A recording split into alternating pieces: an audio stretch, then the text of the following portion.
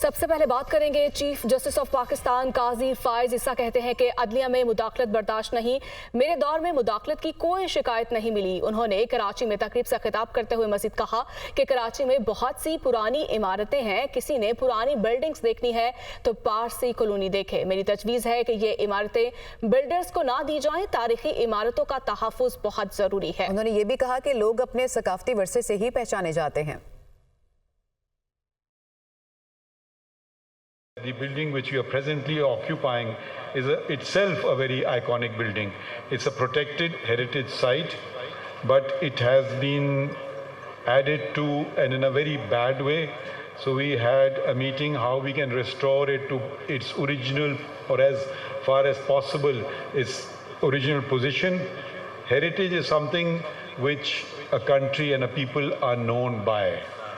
So some of these old buildings, and if you want to see old houses, you should visit the Parsi colony on Bandar Road and see the magnificence of that building. That since I've been Chief Justice, I have not received a single complaint from any High Court judge that there has been interference in their work. Now, if there is been interference in their work, it has not been reported to me. And all the incidents that were mentioned were before my watch. So this is a thing to bear in mind, because interference is not acceptable. عدلیہ میں مبینہ مداخلت کے خلاف سوموٹو پر سماعت کے لیے نیا بینچ تشکیل دے دیا گیا۔ چیف جسٹس آف پاکستان کی سربراہی میں 6 رکنی بینچ 30 اپریل کو سماعت کرے گا۔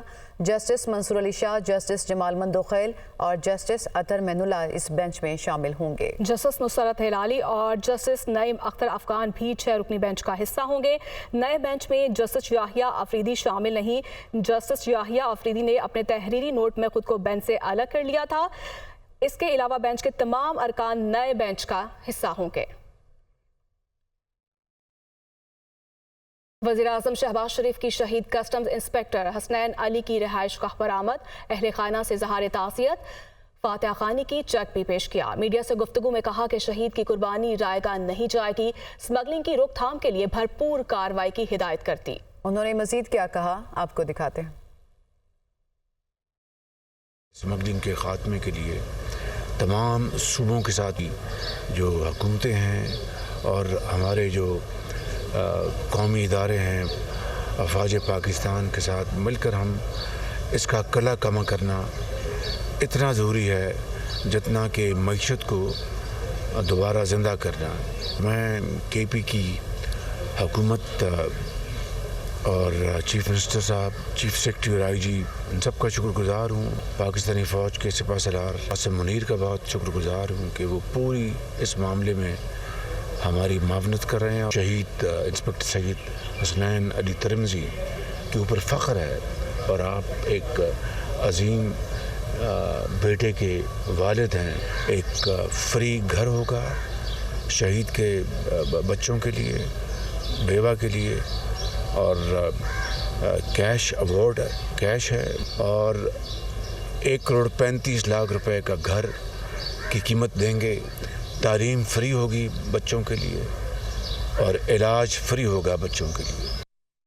مریم نواز شریف کہتی ہیں کہ وہ کسی کے لیے انتقام کا جذبہ نہیں رکھتی، کسی کے خلاف کوئی فیصلہ کرنا پڑتا ہے تو دل پر پتھر رکھ کر کرتی ہیں۔ انہوں نے کہا کہ مجھے آگ کا دریا عبور کر کے یہاں تک پہنچنا پڑا، اور یہ نہیں سننا پڑا کہ نواز شریف کی بیٹی ہوں تو یہاں تک پہنچی۔ پنجاب پولیس ٹریننگ کالج چونک کی پاسنگ آؤٹ پریڈ سے خطاب میں ان کا کہنا تھا کہ جن معاشروں میں انصاف نہیں ہوتا وہ ملک ترقی نہیں کرتے۔ پولیس کے شعبے میں خواتین کی تعداد کو بڑھانا چاہتے ہیں۔ مجبور جب آپ کے پاس آ جائے، کوئی مظلوم آپ کے پاس آ جائے، تو وہ جو آپ کی ہمدردی ہے، آپ کی سافٹ ہارٹڈنس ہے، وہ ساری اس مظلوم کے لیے ہونی چاہیے، اس مجبور کے لیے ہونی چاہیے۔ ظالم کے لیے آپ کے دل میں کوئی جگہ نہیں ہونی چاہیے۔ چیف منسٹر کی کرسی پہ بیٹھ کے جب مجھے کسی کے خلاف فیصلہ کرنا پڑتا ہے تو وہ میں اپنے دل پہ پتھر رکھ کر کرتی ہوں، کیونکہ میرے دل میں انتقام کا اور یہ جذبہ نہیں ہے۔ لیکن اس معاشرے میں انصاف قائم کرنا اتنا ہی ضروری ہے جتنا کہ کوئی اور کام۔ جس معاشرے میں انصاف نہیں ہوتا وہ معاشرے وہ ملک بگڑ جاتے. یہاں تک پہنچنے کے لیے چیف منسٹر کی کرسی اللہ تعالیٰ نے مجھے دی ہے. میرے لیے یہ آسان کام نہیں تھا, مجھے اپنے آپ کو پروو کرنا پڑا, مجھے آگ کے دریا سے گزر کے یہاں پر پہنچنا پڑا. اور اچھا ہوا میری ٹریننگ ہوئی. مجھے آج کوئی یہ نہیں کہہ سکتا کہ یہاں پر اس لیے بیٹھی کہ اس کا باپ پرائم منسٹر ہے. اپنی بیٹیوں پر اعتماد کیجئے, ان کو کانفیڈنس دیں, وہ جو کرنا چاہتی ہیں ان کو کرنے دیں, اور آپ دیکھیں کہ نہ صرف یہ کہ وہ آپ کے لیے وہ فخر کا مقام بنے گی ایک دن, بلکہ اس ملک کے لیے وہ فخر کا مقام بنے گی. سپریم کورٹ کا رینجرز ہیڈ کوارٹر سمیت سرکاری اور نجی عمارتوں کے باہر رکاوٹیں ہٹانے کا حکم. گورنر ہاؤس کراچی اور وزیر اعلیٰ ہاؤس کے باہر سے بھی تجاوزات ہٹانے کا حکم دے دیا گیا. سپریم کورٹ کا 3 دن میں تمام تجاوزات ختم کر کے رپورٹ پیش کرنے کا حکم. چیف جسٹس قاضی فائز عیسیٰ نے کہا کہ کسی کو آزادانہ نقل و حرکت میں رکاوٹ ڈالنے کی اجازت نہیں. راستے بند کرنا اور رکاوٹیں ڈالنا غیر قانونی ہے. وفاقی اور صوبائی حکومت خود تجاوزات کھڑی کر رہی ہیں. ایڈیشنل اٹارنی جنرل کو وفاقی اداروں کو آگاہ کرنے کا بھی حکم دے دیا گیا. الیکشن کمیشن نے NA81 گجرانوالہ سے چودھری بلال اعجاز کی رکنیت بحال کر دی ہے. نوٹیفیکیشن بھی جاری کر دیا گیا. چودھری بلال اعجاز کی رکن لاہور ہائی کورٹ کے حکم پر بحال کی گئی ہے. الیکشن کمیشن قومی اسمبلی سے نون لیگ کی ایک نشست کم ہو گئی ہے. چودھری بلال اعجاز تحریک انصاف کی حمایت سے آزاد حیثیت میں کامیاب ہوئے تھے. دوبارہ گنتی میں نون لیگ کے اظہر قیوم نہرہ کو کامیاب قرار دیا گیا تھا.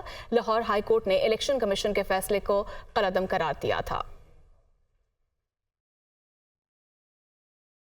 ڈیرہ اسماعیل خان میں 8 کسٹمز اہلکاروں نے دوران ڈیوٹی اپنی جانیں قربان کی. ISPR کی جانب سے یہ کہا گیا کہ پاک فوج کے سینئر کمانڈر شہید ہونے والے کسٹمز اہلکاروں کے گھر گئے. پاک فوج کے کمانڈرز نے شہید ہونے والے کسٹمز اہلکاروں کو خراج عقیدت پیش کیا. شہداء کے اہل خانہ سے آرمی چیف کی جانب سے تعزیت کا اظہار کیا. شہداء کے اہل خانہ نے حمایت اور احترام دینے پر پاک فوج کا شکریہ ادا کیا.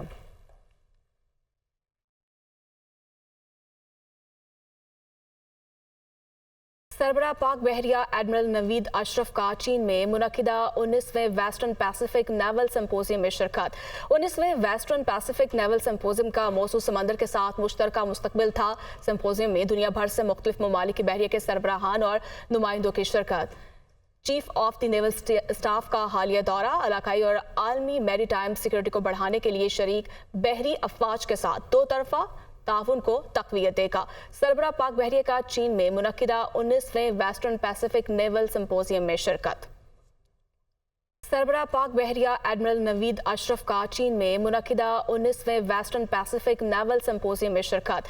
19ویں ویسٹرن پیسیفک نیول سمپوزیم کا موضوع سمندر کے ساتھ مشترکہ مستقبل تھا. سمپوزیم میں دنیا بھر سے مختلف ممالک کے بحریہ کے سربراہان اور نمائندوں کی شرکت. Chief of the naval staff کا حالیہ دورہ علاقائی اور عالمی میری ٹائم سیکورٹی کو بڑھانے کے لیے شریک بحری افواج کے ساتھ 2 طرفہ تعاون کو تقویت دے گا. سربراہ پاک بحریہ کا چین میں منعقدہ 19ویں ویسٹرن پیسیفک نیول سمپوزیم میں شرکت.